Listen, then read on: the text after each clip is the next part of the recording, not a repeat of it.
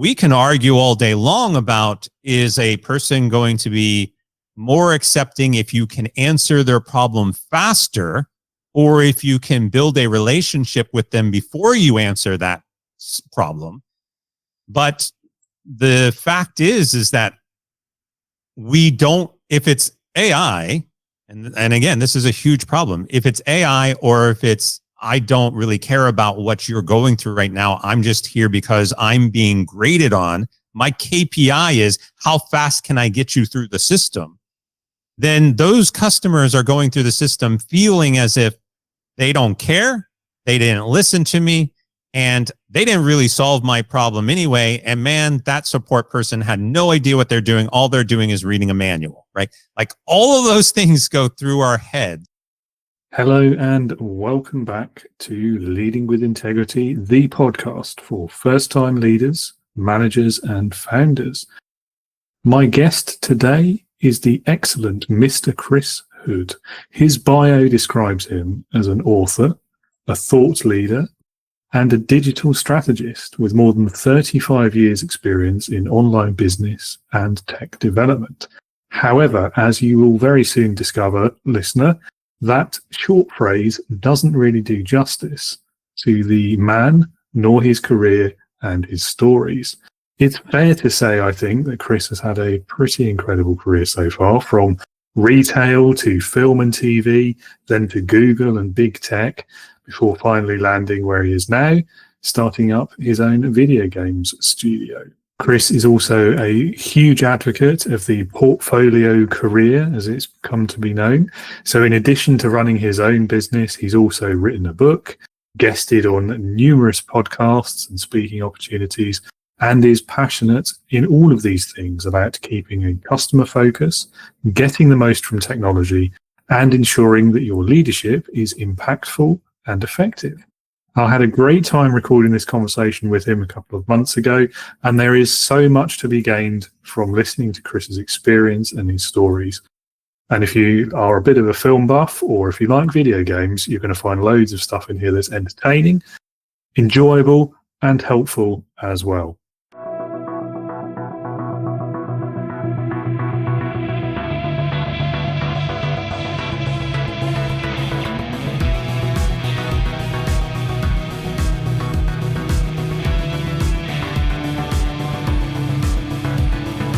Welcome to the Leading with Integrity podcast.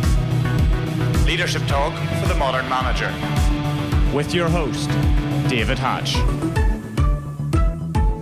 Chris, welcome to Leading with Integrity. Excellent to have you on the show. Looking forward to our conversation. And welcome. Appreciate it. Where should we start? I think we'll start by dropping you in the deep end, really, to introduce yourself, tell the listeners a bit about your career so far, your background, what you do today, and why you do it.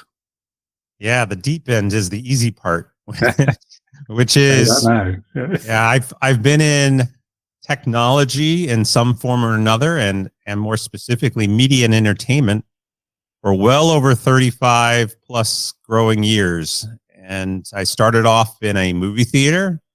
I also started off in retail, selling software. And over the course of those 35 years, I've done everything from working in television and film and movies and video games and various technologies. And I've really found a niche, which is around driving customer satisfaction, but more importantly, helping organizations recognize how to think about their customers differently, while also bridging the gap between the business side and the technical side, because you need to build these experiences. And so you have to be able to communicate why it's important to software developers and technologists, while at the same time helping the business leaders understand the power of that technology and how to incorporate it properly, all in service to your customers. And as I progressed and reached more currently, or at least previously, the last 7-8 years now, I worked for Google, where I basically did the exact same thing for a lot of large organizations, enterprises around the world, and brands that we're all familiar with. And then more recently, I left Google and started up a new game studio where I'm building video games once again. And I'm also going around and speaking on podcast and public speaking, keynote speaking on customer service. I wrote a book recently also called Customer Transformation, and I'm speaking a lot on that. And yeah, and playing games, so doing a lot of interesting things, keeping myself busy. Oh, and I also teach. So teaching online, various business and technology courses. So yeah, staying busy, but all of it is relevant to me and all of it is fun and really enjoying it. Wow. Okay. Yeah, I was going to say, so you're keeping yourself out of trouble then. Yeah. Living the dream without the sarcasm as well. Yeah. Yeah. No, doing a lot. I felt, I think a lot of us usually, and I fell into this, I get a job, I enjoy the job, I get very comfortable in that job, and I feel like, well, nothing could possibly ever go wrong. And I'll just keep that job and wake up and go to work and come home and go to bed. But the reality is especially in today's digital age, we are all at risk of potentially either losing the job or something critical happen. We talk about disruption in an industry, but we get disrupted in our personal lives on a regular basis. We never know what's actually going to happen. And I felt like I needed to surround myself with a lot of different things going on, because if one of those things falls through, I have a lot of other things to fall back on. And so whether you want to call it a side hustle or some other thing that you are doing, follow a passion, go write a book, do some art, wrap yourself with stuff and stay busy, because, you just don't know what's going to happen. The way I kind of look at it is right now I have 5 part-time jobs as opposed to 1 full-time job. If I was to lose that 1 full-time job, I'm screwed. But if I was to lose one of my 5 part-time jobs, I've got 4 that I can continue doing, and then I can go find something else I want to do. Yeah, I think particularly after the last few years, I think that is probably a point of view that a lot of people will share, whereas a few years before that, it was probably quite a strange point of view. I mean, it's that cliche, isn't it, of putting all your eggs in one basket? Yeah, I can certainly identify with that as well. I know exactly what you mean. Like you enjoy the work, you like the job, it gets into a habit, it gets comfortable, you stop thinking about what if it goes wrong, and then you blink and a decade has gone past. If you're lucky. If you're unlucky, you've lost your job in the meantime. But yeah, I think that's the way forward in the future of work, isn't it? Is the buzz phrase. I feel like that's the way the majority are going to be going, to be honest. Well, and especially if we think about remote work, which there's a lot of people who are advocates of working remotely. Well, and if I'm working remotely and I don't have to necessarily travel between job locations, and I can have 5 jobs at the comfort of my desk, then yeah. And I think a lot of companies are starting to also embrace some of these ideas. For example, there's a lot of this practice of fractional executive work, where I can get hired as a chief marketing officer, but only for 20 hours a week. They don't need me for 40 hours a week. It saves them money. They have a expert that can come in and immediately contribute. They don't have to worry about onboarding. They don't have to worry about things like benefits. And so a company, especially a smaller company that needs the help but doesn't necessarily have the budget, they could bring on somebody for 10 hours, 20 hours, and that's great for me. Like, yeah, let me help you. I'll step in, and half of my day is working on some marketing initiative, while the other half of the day is doing the other things that I like to do. And you can stack these up. Again, work remotely. So, just schedule it out like a normal day. I think the biggest problem for some people is they have a 40-hour work week, but they really only work 20 hours. And so now you're being asked to work actually 40 hours by doing a bunch of different things. But if you're motivated and you enjoy the work, then it shouldn't be an issue. Leads into that debate, doesn't it, about what are you really being paid for? Is it your skill, your knowledge, your expertise, or is it your time? And I do feel like, particularly as you get later in your career and you've got more expertise and knowledge behind you, yeah, okay, you could do that 20 hours of work in 5 hours, 10 hours, but you should still get paid for the full 20, because if you didn't have the however many years of experience, you wouldn't be able to do that. So either way, it's about being paid for value, I think. Anyway, I'm probably biased. No, I agree. I mean, you're also making yourself available for meetings, or if somebody has a question, so just thinking about it, like, 20 hours, you need me to do something. Well, yeah, I can crank that out really quickly, but I'm also available if you need to have a meeting, to talk, to ask me questions, to, consult, whatever it is. And so in some cases, there's even teams. So, if you're brought in at a C-level position, you potentially have a team of, 5-10 people, and they all have questions and they're all reaching out to you. But again, you have that expertise and experience, so you can handle that, facilitate that probably a lot easier than if they were to bring somebody new in. Yes. So, I mean, the fractional piece, I think, is interesting in the context of leadership. I think there's some roles where I don't know, maybe it's old-fashioned of me, but I feel like that probably wouldn't work. At the very least, it's going to be quite difficult. And I mean, I've seen it work really well, but I've also seen it work terribly, where there was someone who needed to be in a full-time leadership position, really, because they were managing full-time people, but they were only there for a few hours a day or a few days a week. And that very quickly gets out of hand, doesn't it? So maybe it's in the way you do it. I don't know. What do you think? No, I totally agree. I mean, but the flip side is you've got people who are in leadership roles who are supposed to be working 40 hours a week and aren't there for their employees as it is. So, that's a fair point. There are both sides to that. But no, I do think it's on a case-by-case basis. And I do think that there are certain roles that should be available, full-time. And then again, depending upon what type of business you are, whether you do have remote work or if you have in-person or a location, there's probably roles that should be in the office on a full-time basis, to be available. But all of that stuff is really to be determined based on the individual needs of the business and the individual needs of each role, and what the team size is and what the expectations are, and, and all of that kind of stuff. So, things like customer support. Well, if you have a 24/7 customer support, then obviously you have somebody who's around and available to handle that support. But say you have an engineer, you don't necessarily need the engineers to be readily available 24/7 or even full time.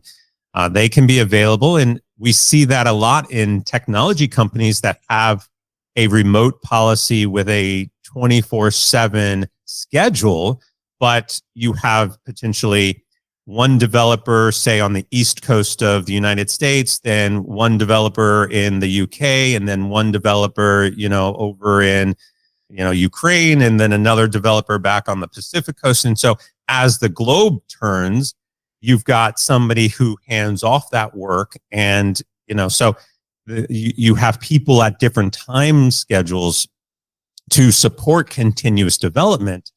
And that changes the picture as well. So a lot of this really just boils down to what is the individual goal of the organization, and then figure out what works best for you. Yeah, absolutely. I really love that idea. It's leveraging the real power of remote work, isn't it? And I mean, just having like that 24/7 presence, just leveraging time zones. I mean, why isn't everyone doing that?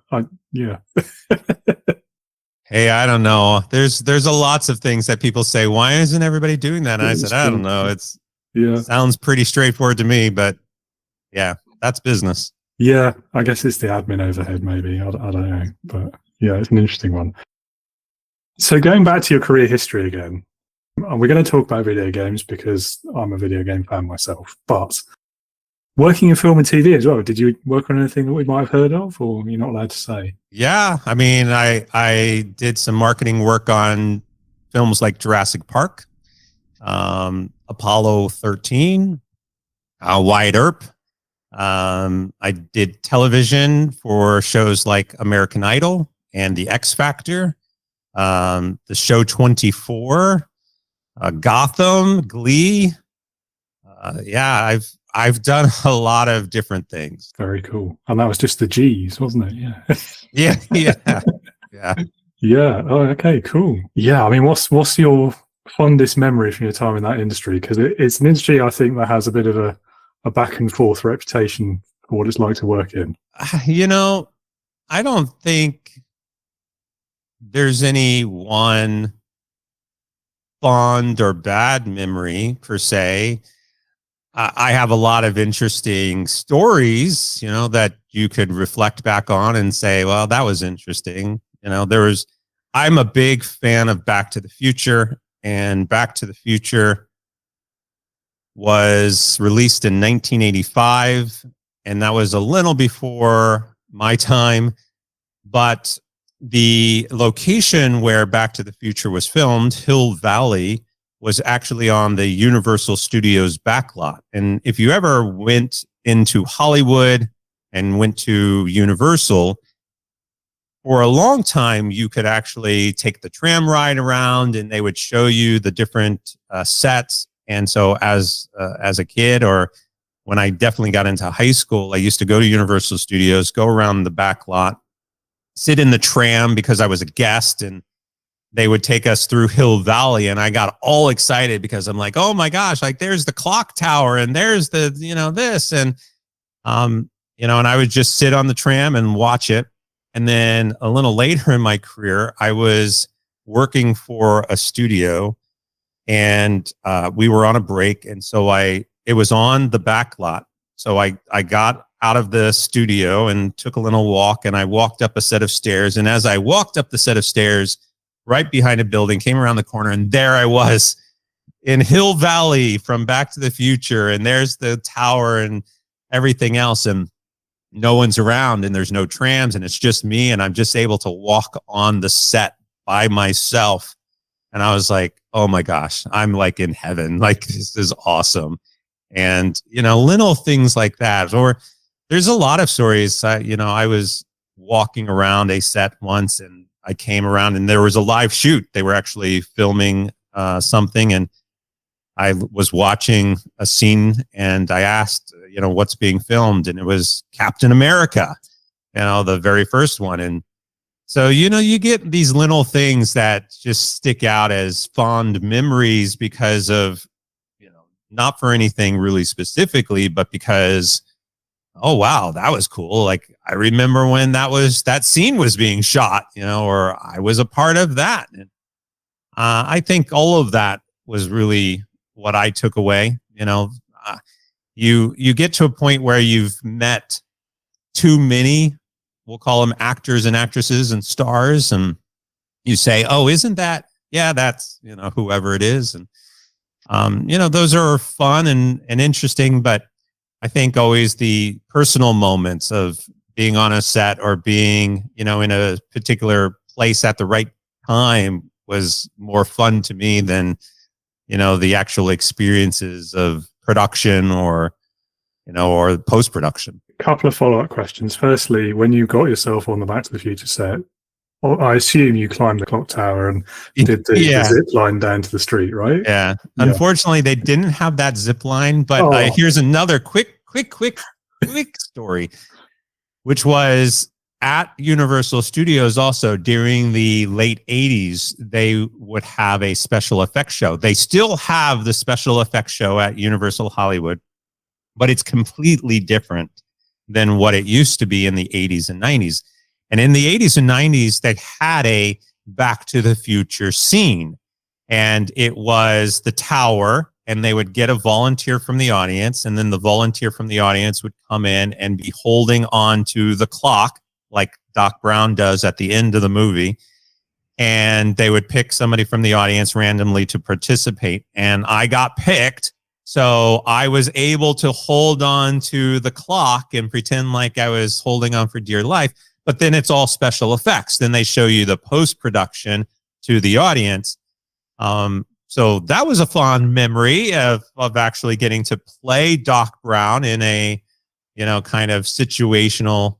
And then over the course of the year, they removed that from the special effects show. So they also had a Back to the Future ride, which is now the Simpsons ride at Universal Studios Hollywood. Man, I know a lot of the history of that place. But all of that Back to the Future stuff really isn't there anymore. Oh, that is a shame, but I suppose it's understandable, isn't it? Interesting, though. Very cool. So my second follow-up question was, did you ever become the accidental extra where you just walk around a corner into a film set without realizing? No. Or does that not happen? No, that rarely happens. How film is usually produced is they have guards, really security guards that are sitting on the outskirts of a filming location. And so if something is being shot, they hold traffic. They're like traffic guards. And you can't walk past that during an actual filming sequence. You could then, after the filming sequence, walk through the set. But if they start up the shoot again, you're asked to step aside and pause. So it's very hard, almost impossible to walk onto the middle of a scene unless you were sneaky. So you can't do that. But I have been extras in movies. One movie that I was an extra in was for the movie Hoosiers, which is a basketball movie, one of the greatest basketball movies of all time, shot in Indiana. And I happened to have been in Indiana at the time and, went in for extra shooting. And so that was fun. But yeah, I can't say that I've been in too many things. I've watched a lot of things from behind the camera per se, but have never actually done a lot of work in front of the camera. Oh, that's fair enough. I had to ask though. It makes sense that they put guards there. But feels like it takes the fun out of it. But yeah, but again, if you're in the right spot at the right time, it's really fun to watch. There is that. Yeah. No, fair enough. Well, thank you for sharing that. It was a bit of a tangent, but it was interesting. So video games. First of all, what's it like working in that industry, and how do you think it's evolved over the time that you've been working in that Well, this is a hard one because there's a love, hate, passion, type of thing going on. I love video games. I love building. I love creating new worlds, and in gaming, you can do that. The industry itself is going through a lot of challenges right now. There's a ton of layoffs happening within the industry. It's going through one of these cycles that we often have. The nature of building video games is a complicated business and is often based on a lot of consultation or consultants, part-time work, and then the full-time work gets lumped into that process. And unfortunately, then we go through these layoffs, and they happen roughly every 8 to 10 years. And so we're in one of those cycles right now. We are, there is 170 people laid off yesterday at the time of this recording, yesterday at a company called Bungie, which is one of the largest companies building video games. So when you have layoffs, it then creates a whole bunch of people who are looking for work. That in addition to already a whole bunch of people looking for work in industries outside of video games. And you also have an influx of people who want to get into video games because they look at it as, they're passionate about playing video games. They've played video games their entire life. They realize, hey, there's a career in building video games. I want to do that. And so we see an increase in educational opportunities. A lot of universities now are offering video game programming. There are a lot more people who are graduating or who are interested in getting into video games. So when you have an influx of people wanting to start their careers in gaming, and then also a lot of people being laid off in gaming. It's creating a really difficult challenge for the industry to balance all of those individuals and the amount of games and work that is available currently. Now that will change. We will start to ramp up with some new games. There will be new opportunities. New studios are opening. We have indie studios that are also opening. And in that process, they will start to hire people. The industry will grow again. And then in 8 or 10 years, there will be a cycle of layoffs. We're seeing changes to some studios. For example, unions are starting to form, hoping that will curb some of the layoffs. Most likely, it's not going to curb any of the layoffs.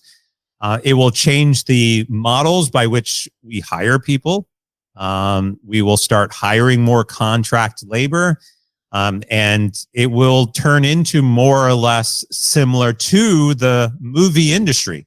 So if we think about the movie industry, you basically have a movie that you want to produce. You hire a bunch of people to help you produce that movie. And then obviously when the movie is finished and releases to the theater, all of those people get dispersed and they go off and they find a new movie to work on. Gaming is basically similar, right? You build a game, the game gets launched, and you let everybody go and you build a new video game. The problem over the course of, say, the last 20 years is we got into this mode that we wanted to basically hire full-time employees and keep them on, but the workload didn't continue indefinitely like we thought it would. So I do think that we will start to see some shifts in the industry to make it a little bit more sustainable, or at least a little bit more understandable for what you can and can't do in terms of employment. But put all of that aside and all of those challenges that we are faced with, it is a highly profitable industry. There's a lot of growth in the industry. And again, it's fun. People enjoy it. How can you take your hobby and turn that into a career?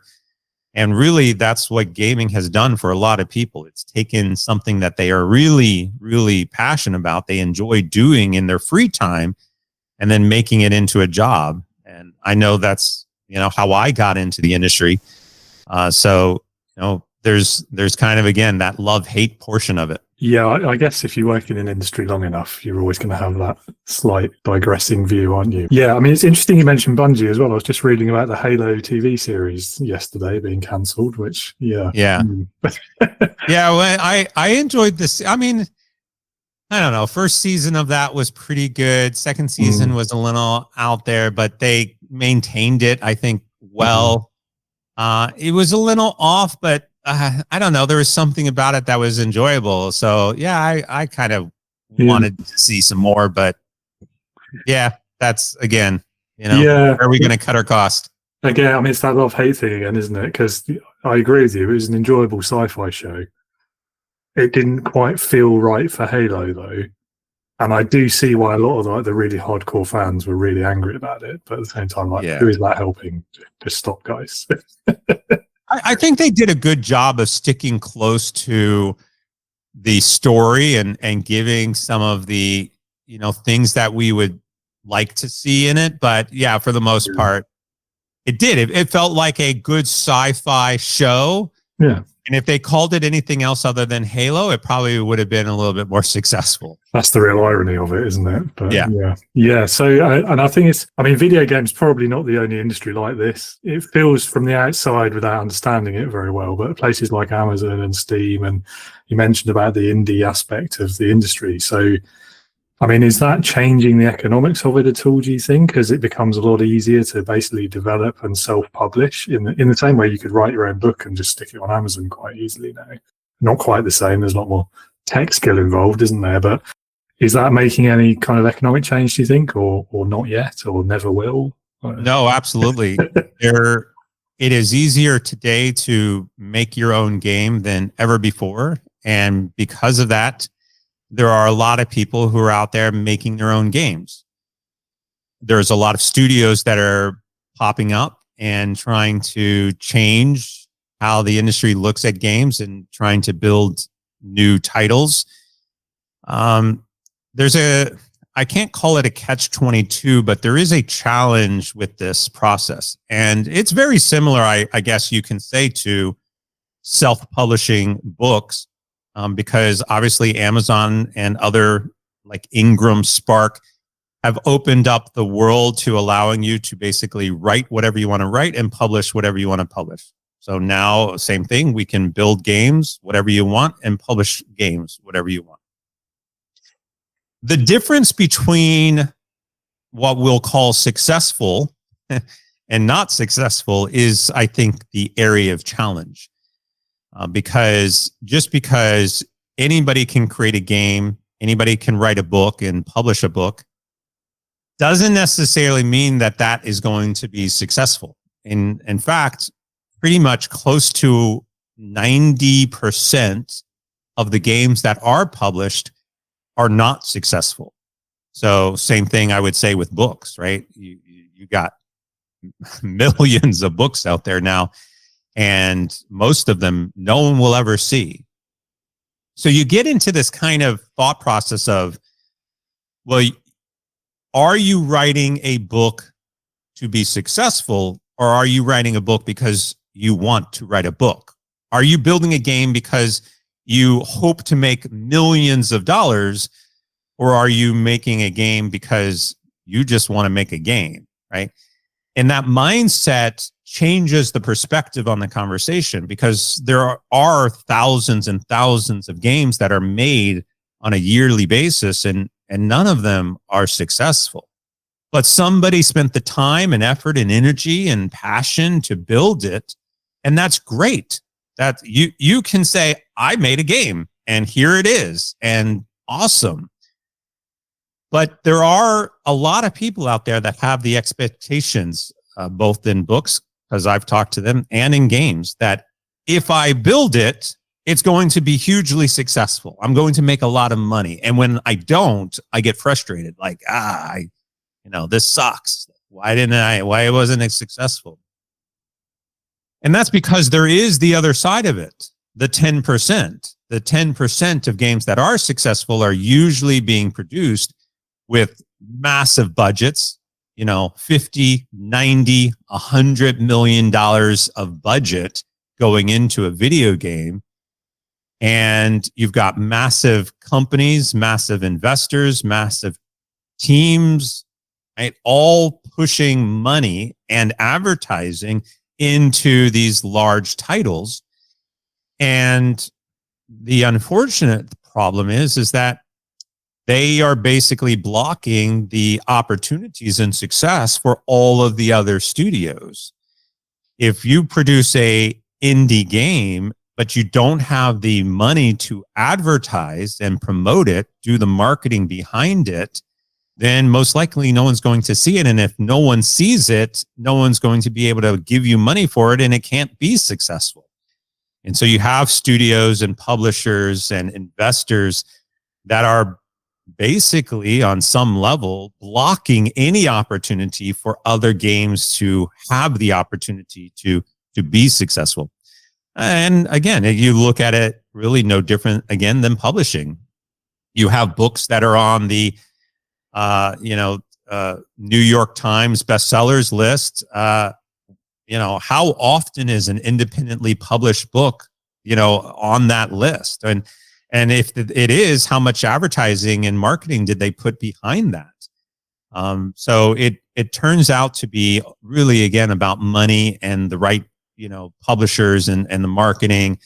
And gaming is unfortunately no different. A lot of the success, when we think about, the gaming industry as whole, is going to reach something like $800 billion over the course of the next 5 years. Well, that $800 billion in profits, well, that's going to come from the majority of the investments being made into it. And so if you get the investors to participate, then great, you have an opportunity to build a really successful game.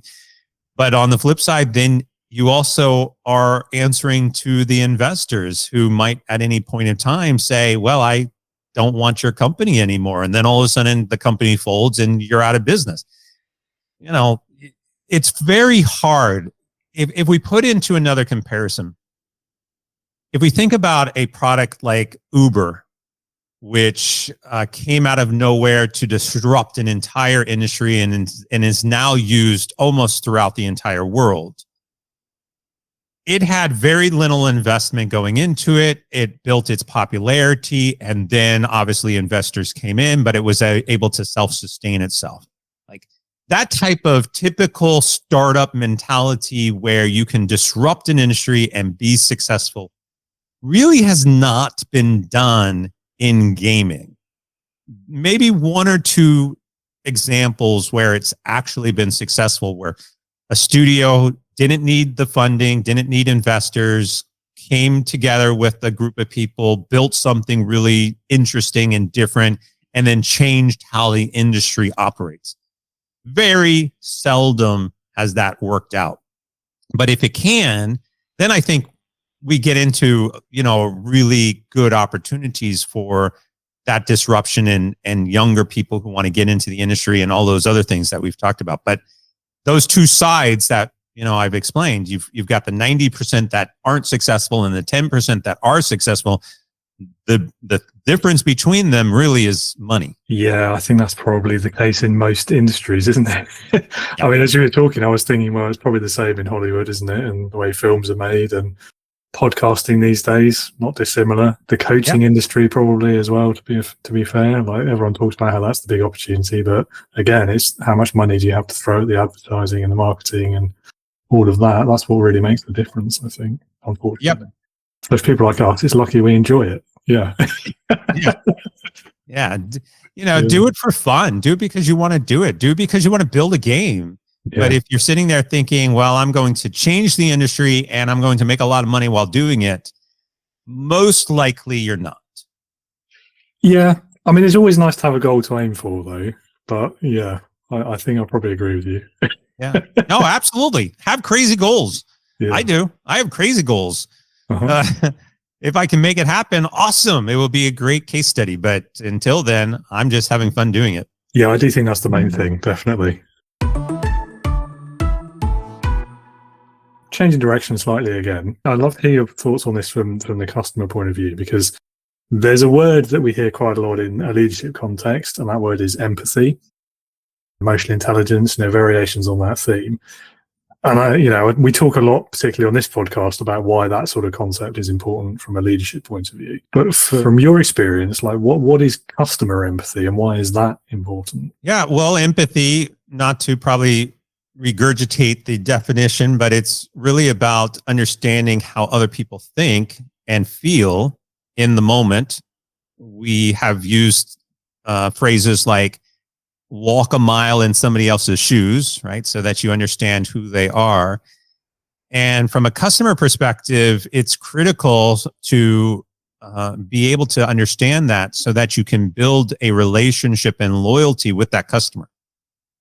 So you think about a customer that has had a challenge, they're calling in for support. And instead of just saying, what's the problem and, do this to fix it or whatever your process is, spend some time and actually understand who the individual is. Like, oh my gosh, I'm so sorry that's happening to you right now.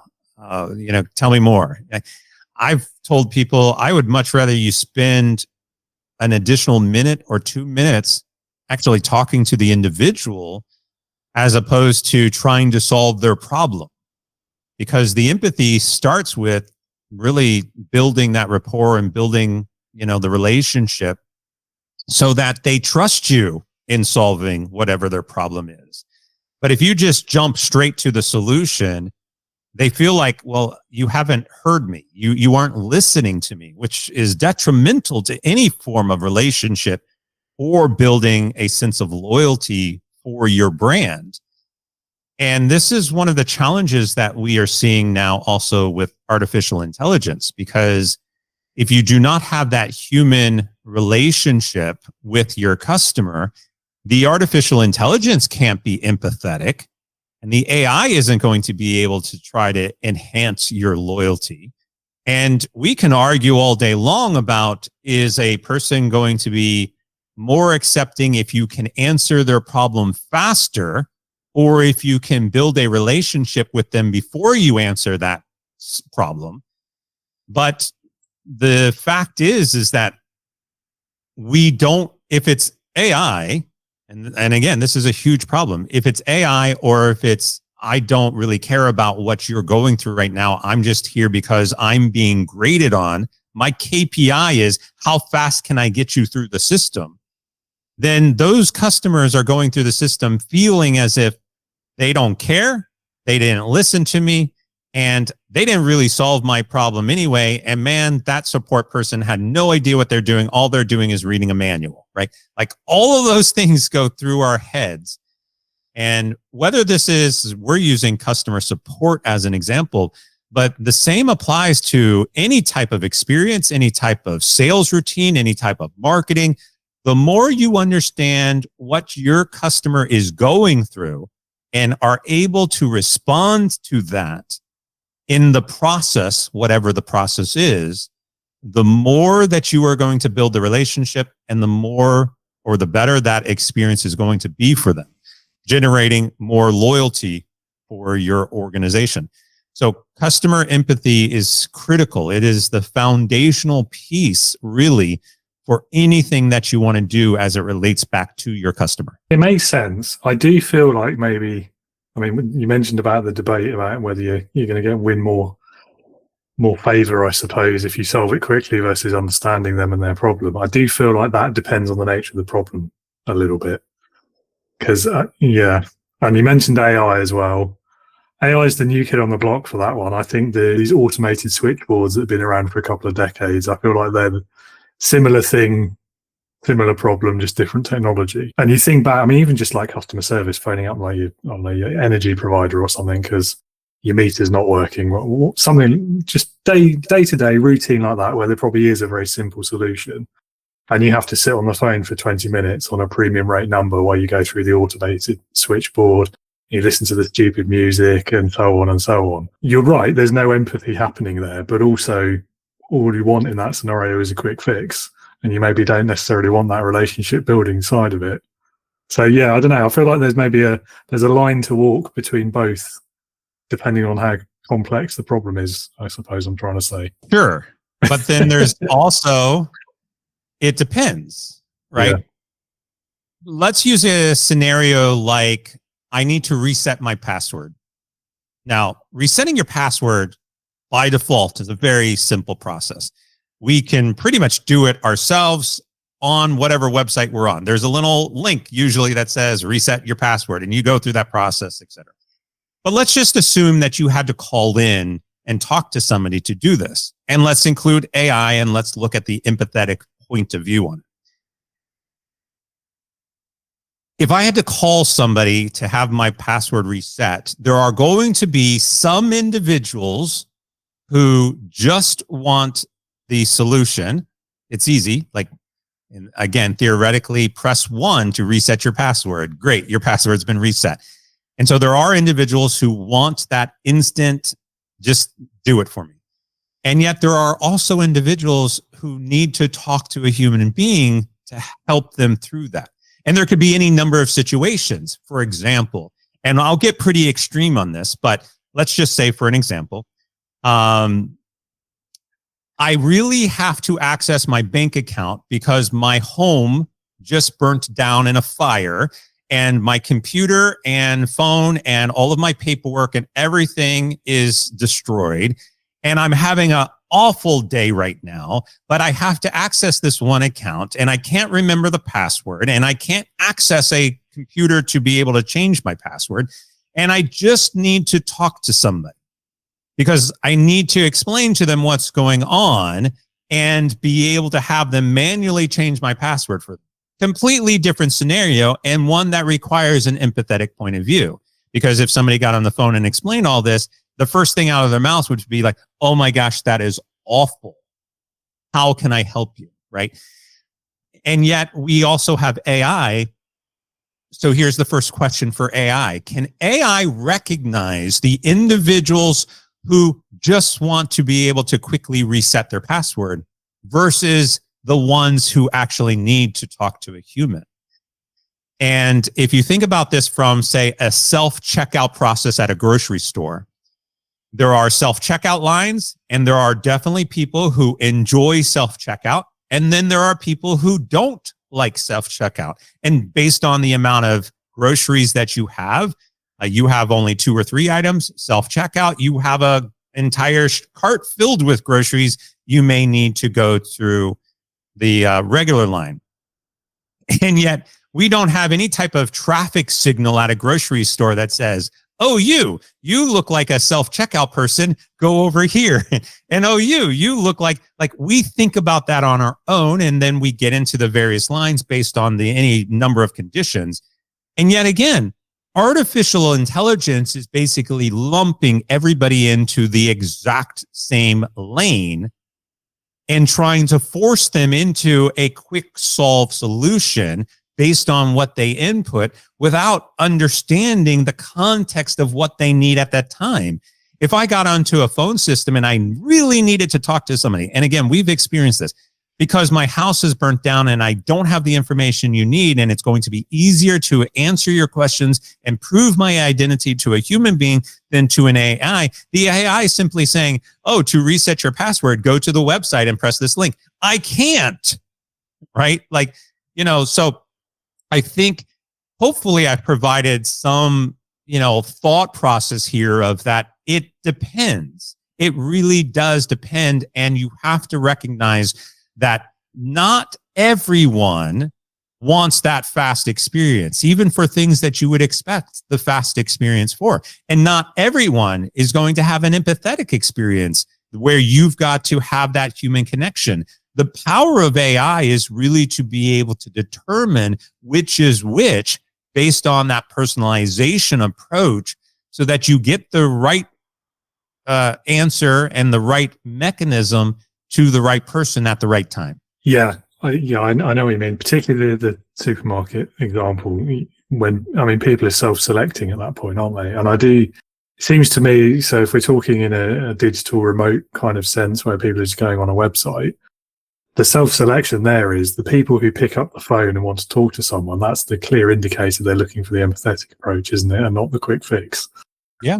So then back to what we're talking about with the automated switchboard, I know why they do it. It's a cost effectiveness thing, isn't it? But the customer there has been lost in that scenario, I think. And it's not just because I hate the automated call centers, okay? I do, but that's not why. Everybody does.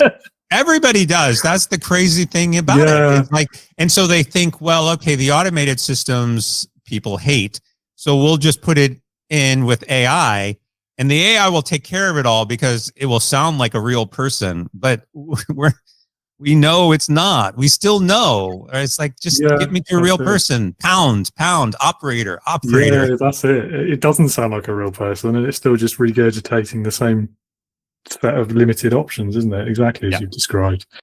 Yeah, I'm with you on that one. You've talked me around. Well, our next question was going to be about AI, but I think we've covered it. So let's move on to some questions about leadership. You've worked in a fair few different industries now, and I would love to hear from all of that career experience so far. What's been the biggest leadership lesson that you've learned from that?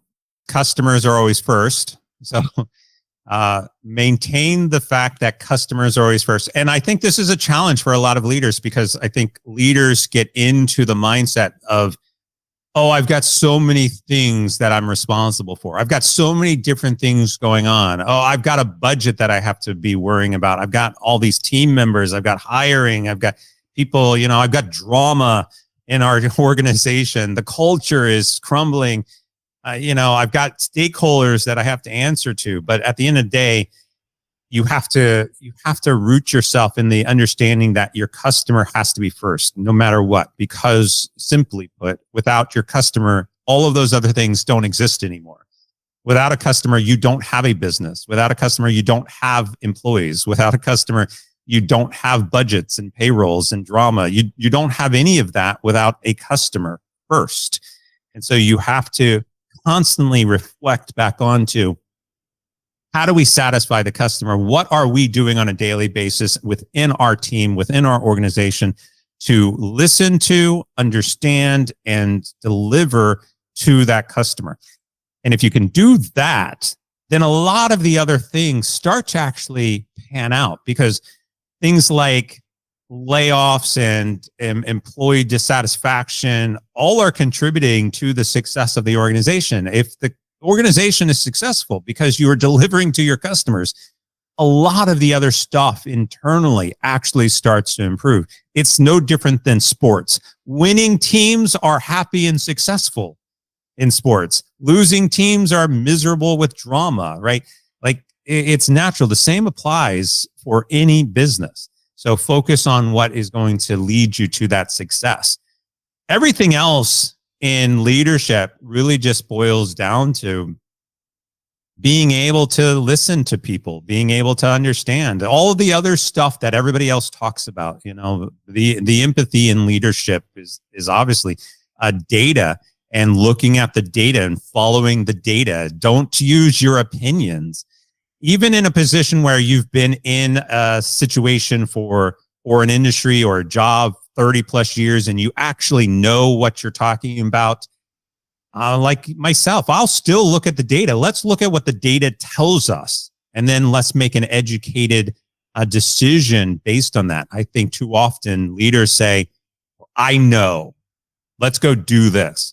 Well, I'll tell you, we've seen a lot of examples in the recent years where a leader has made a decision based on their own instincts, and that particular company has crumbled because of poor decisions.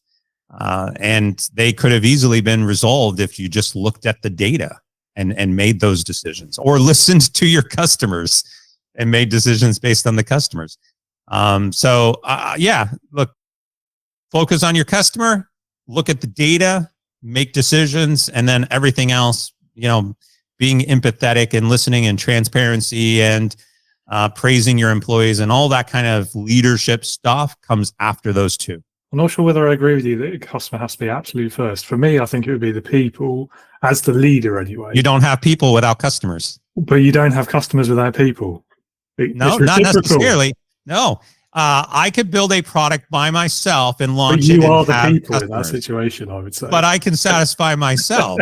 That's an easy one. Yeah, okay, maybe. So there is a culture. Look, to your point, you have a culture of people, and whatever your team size is fine. And as your company scales, it is harder to maintain that culture.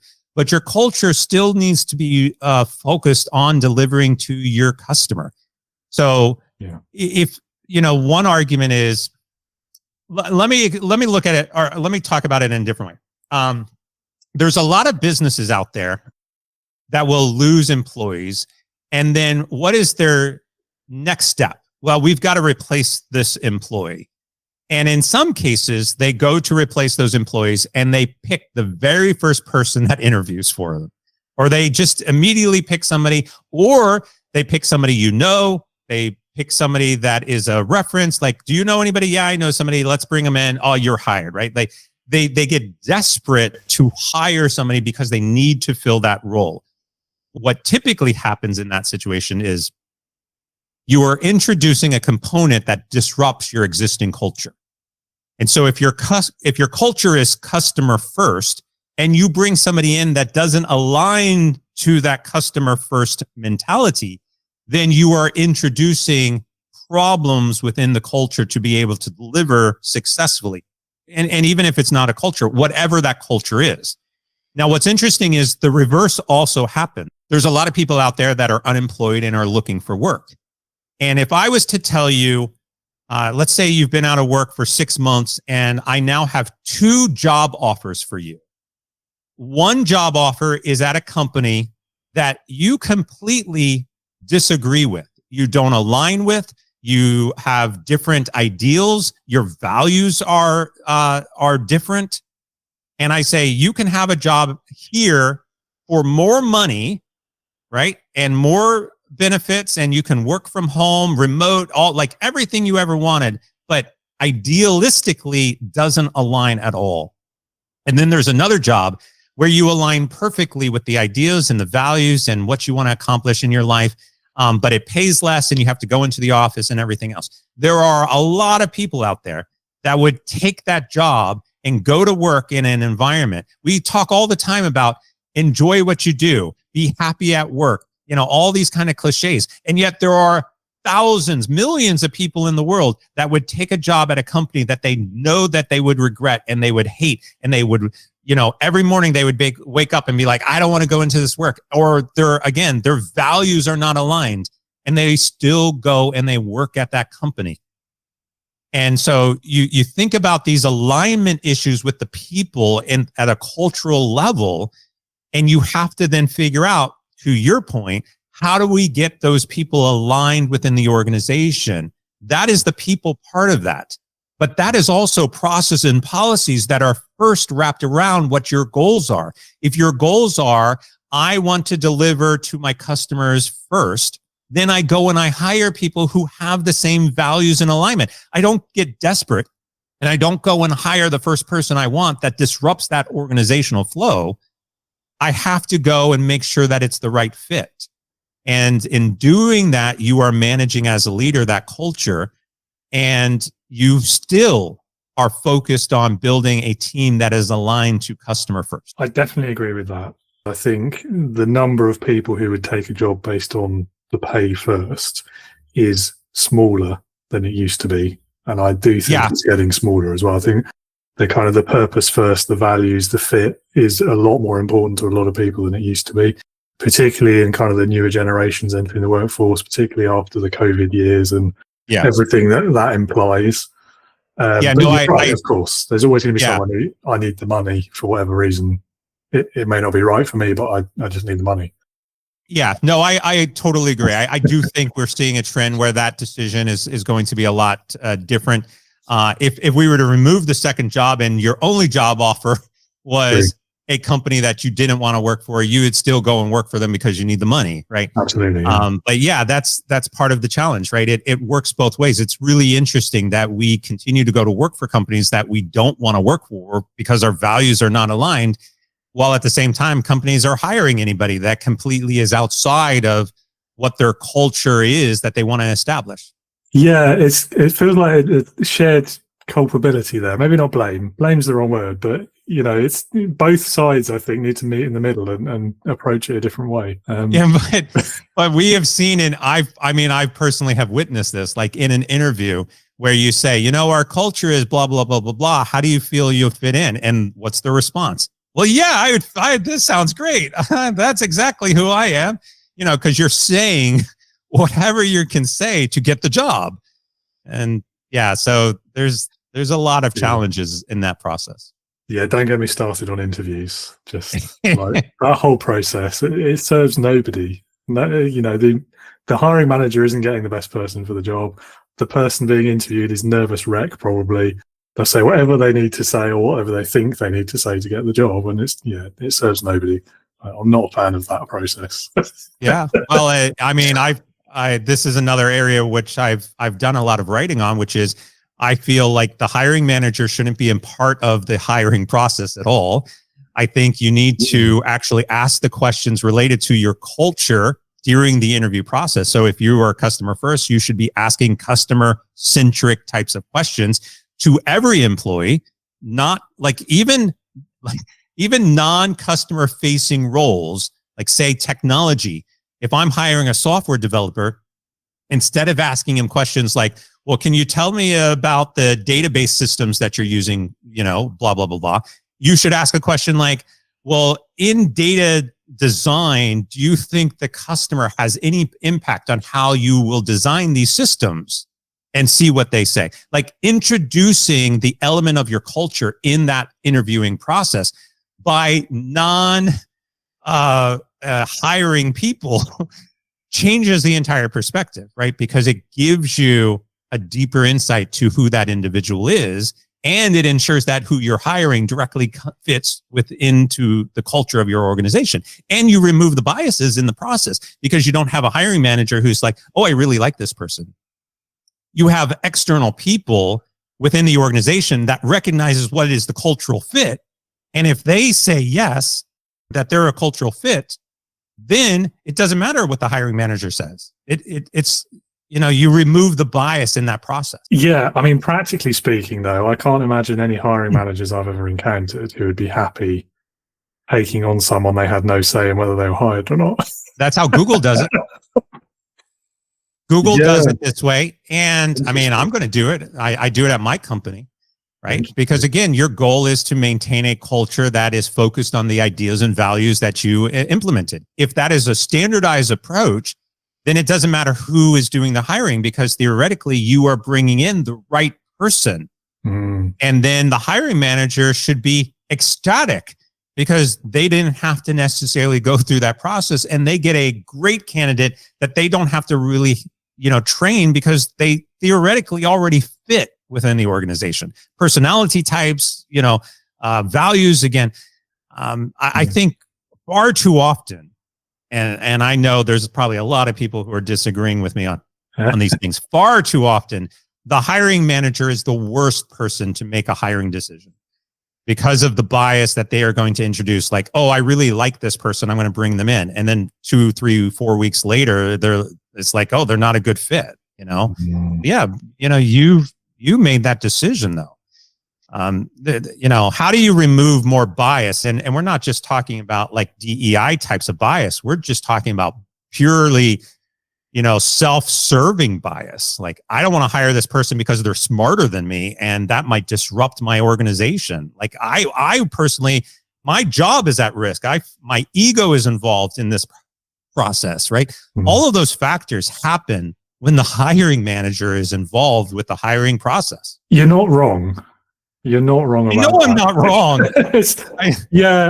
I mean, it's difficult though, because so many people put so much stock in like the personality fit, and I get what you're saying. And if Google does it, there's obviously a reason. Organization that big wouldn't do it if it didn't make sense. But yeah, I don't know. I guess it's getting over that objection almost, isn't it? Of you're looking for the personality fit for the entire culture of the whole organization, as opposed to just with the one person who's going to be their line manager or whatever.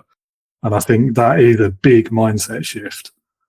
Here's Google. Google has 5 different interview processes, and 5 different people perform those interviews. And all 5 of those people are throughout the organization, not within the hiring manager or the hiring team. So 5 random people basically get selected to conduct an interview. And each one of those 5 interviews are different. Like, there's a cognitive one, there's a skills assessment one, there's a leadership one, and there's one called Googliness. And Googliness is the culture of Google. Now, here's the bottom line.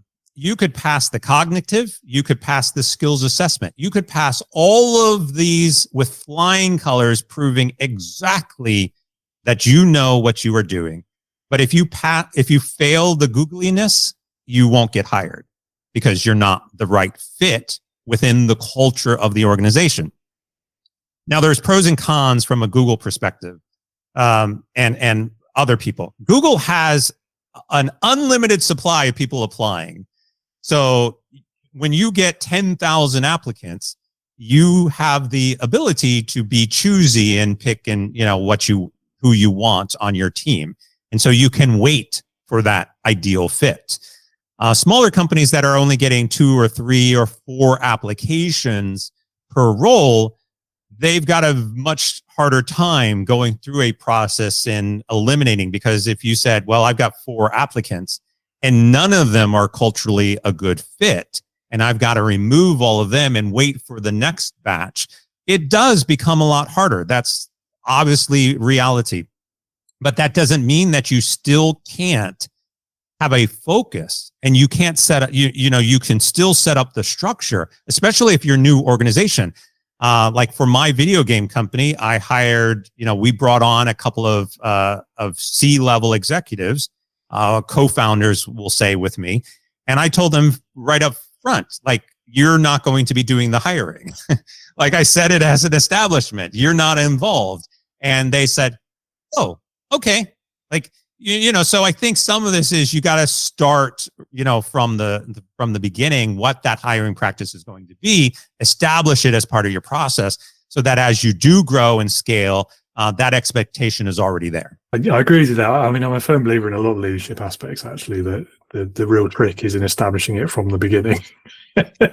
Particularly if you get it wrong at the beginning and then 6 months later you're kind of stuck with it and it's really difficult to change and turn the oil tanker, as it were. Yeah, I mean, it's certainly an intriguing idea. I'm going to think about that and do some more reading up on how Google does it. I mean, another idea that I heard recently that I really like is just, aside from like a really like basic sort of filtering type interview, like whatever the minimum sort of questions that everyone has to answer are, get rid of the interview entirely and have a working interview. So they'll come in and do a week's paid work with the team that they would be joining. Because there's not many better ways of getting to know their work ethic, their personality, whether they can do the job, etc., etc., etc. And I really like that idea. I mean, that's so much better than an interview. Yeah, no, I think there's some value in that. Actually, I'm aware of a company that does temp to hire contracts, and they recently brought somebody in on a temp basis, and within the first week, they realized, like, no, this person is not a good fit because of work ethic and process and a lot of other factors. Don't need to get into it, but yeah, very quickly after the first week, they're like, yeah, this person is not going to be a good fit for us. So yeah, I think there is some value in bringing somebody in, paying them for their time, and seeing how they fit into the overall organization. Yeah, the paying them for their time bit is crucial. I think everyone's over the unpaid internship. Yeah. You can't have unpaid internships. You can't do some magical, like, hey, just do a test for me. Can you develop this entire system for me behind the scenes to see if you are capable of doing? Thank you for your time. Yeah. Exposure. Yeah. You've got to pay people for sure. 100%. Yeah. Otherwise, it's basically slave labor, isn't it? Yeah. Awesome. No, that's a very interesting discussion. Thank you for that. I've learned something from that, so much appreciated. If you could start your career over again, what's one thing you would do differently? Anytime anybody asks me about time travel, other than Back to the Future, I always say I would buy more .coms. That would be the first thing I would do. But in terms of what I've learned in terms of my career and what I know today versus what back then, I would say the biggest thing is say yes more often.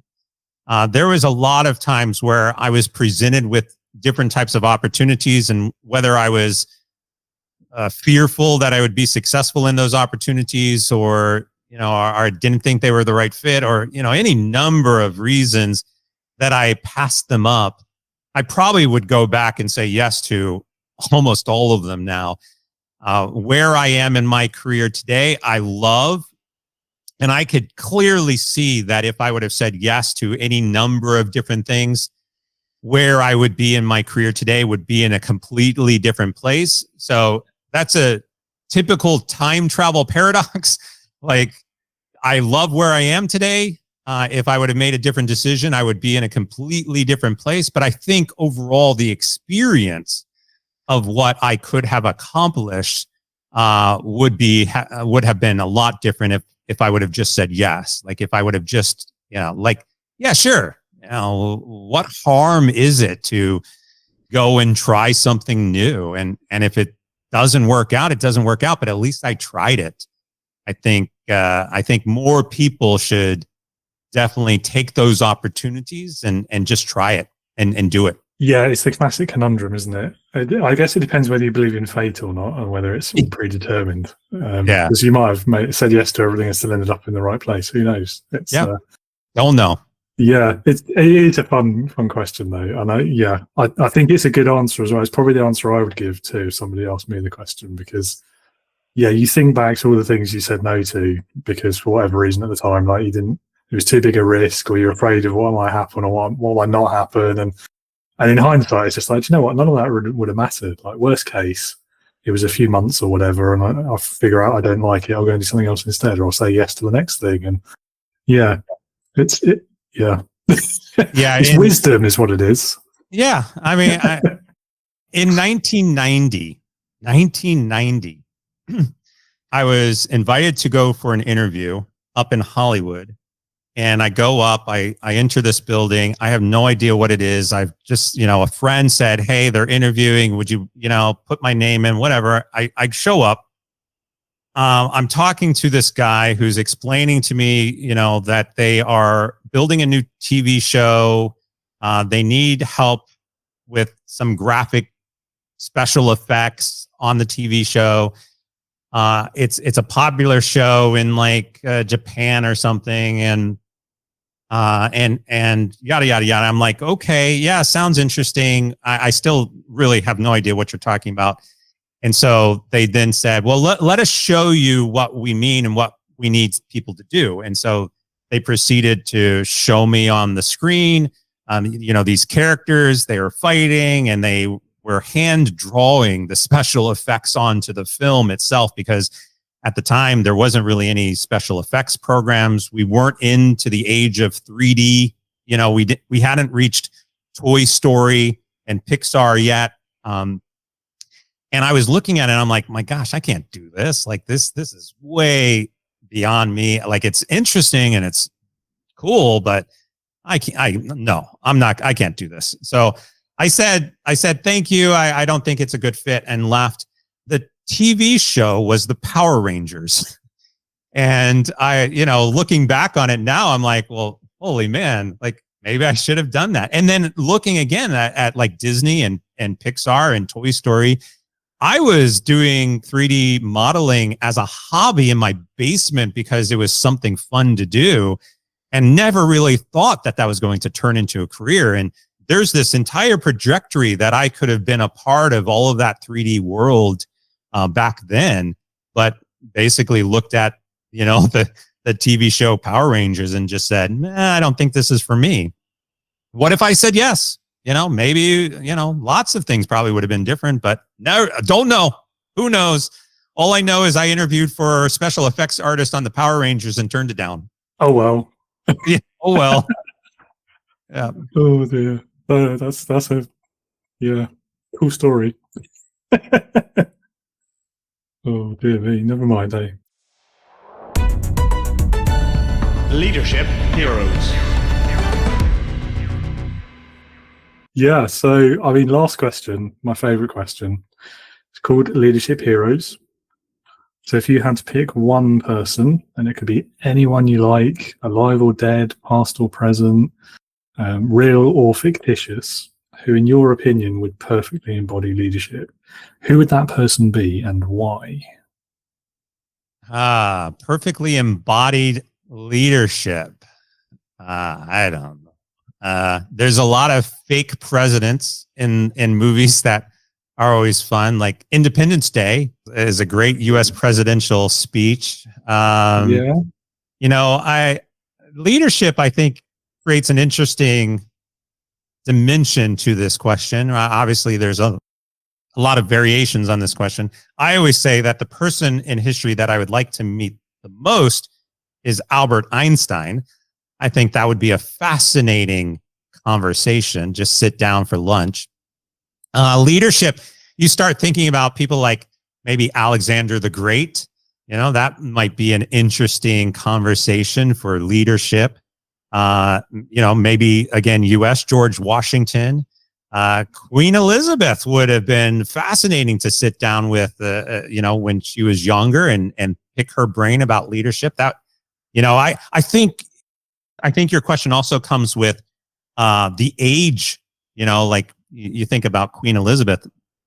Talking with her in her 20s probably wouldn't have been as interesting as maybe in her 40s, and 50s.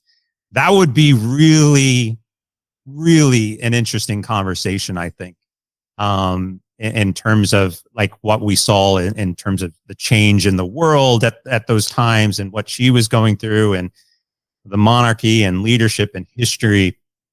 So I think age of an individual, like King Tut might be interesting, but he was definitely younger. Leadership, I think, is the interesting component of that question. because they're when we think about leaders in history, you do tend to have to go back, and look at people, I think, differently to gauge that. But yeah, I still stick with Einstein. Einstein isn't considered a leader. Maybe a leader in his field.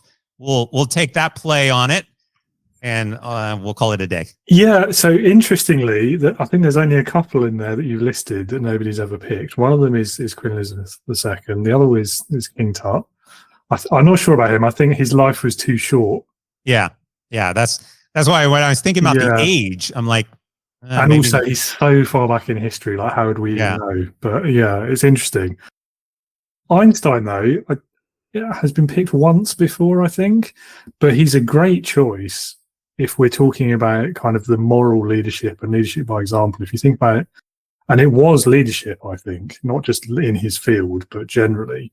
That whole thing, the debate after the bomb was dropped and the further development of nuclear weapons, all of that, and his role in that, which has come to light a lot more than it was previously, thanks to the film Oppenheimer recently. But I do think he took a stand on a moral basis and a leading role in taking that stand against the majority of his colleagues who were all for it because science.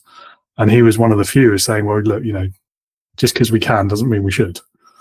Yeah. I think he's a great example of a leader, actually. So, great choice. Yeah. Awesome. Well, Chris, it's been a wonderful conversation. We've covered all sorts of interesting topics that I didn't expect to. So thank you for sharing all of those stories. Thank you for being so generous with your time. And last thing I'll ask you, if anyone wants to know more about you, perhaps get in touch or apply to work at your video game company, where can they go to learn more? Yeah, the easiest place is on my website, chrishood.com, CHRISHOOD.com. And there you can find my blog and ways to reach out, all my social media profiles if you want to get in touch. Everything is right there, chrishood.com. Lovely. And I'll pop some of those links in the episode description as well so people can find it easily. And that's it. That's more than we've got time for, really. So, thanks again, Chris. It's been great. Have an awesome rest of your day. Appreciate it so much. Well, thank you again to Chris for a wonderful discussion today. Loved those stories about Back to the Future and the set and the tours and even walking into the set of Captain America by mistake as well. Great stories and some excellent thoughts there on leadership and business too that I'm sure listener or viewer, if you're with us on YouTube, I'm sure you will find those useful. If you would like to learn more about Chris, then do please click on those links in the description. Visit his website, his socials, learn more about him, get in touch if you like. And while you're in the notes there, looking for links about Chris, do also pay a visit to my links as well. So you can reach out to me on LinkedIn.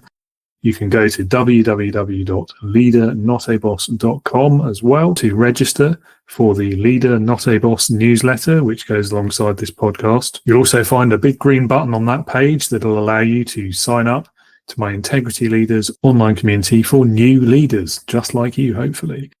Don't forget, if you do that, use your listener exclusive discount code, which is halfoff24, all one word, all in caps, and then the numbers 2 and 4. And that will give you 50% off your membership forever. I hope you'll be back with me next week when I'll be talking to Global Development Executive and former Peace Corps volunteer, Gretchen Villegas, about her leadership lessons learned from another pretty unique career story. And until then, as always, stay safe and be a leader, not a boss.